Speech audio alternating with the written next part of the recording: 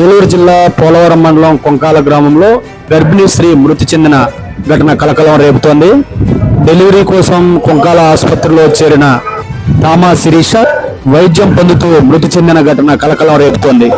Delivery సమయంలో duty డాక్టర్తో పాటు సూపరింటెండెంట్ అలాగే పలువురు సిబ్బంది అందుబాటులో లేకపోవడంతో డ్యూటీ డాక్టర్ ఫోన్లో వైద్యం చేపించినట్లుగా తెలుస్తోంది.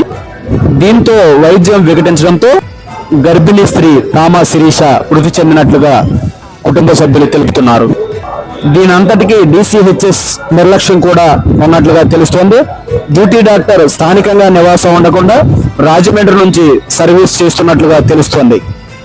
మొత్తానికి ఆసుపత్రి సిబ్బంది నిర్లక్ష్యంతోనే తామా శిరీష నిండు గర్భిణి మృతి చెందినట్లుగా కుటుంబ సభ్యులు ఆందోళన చేపట్టారు.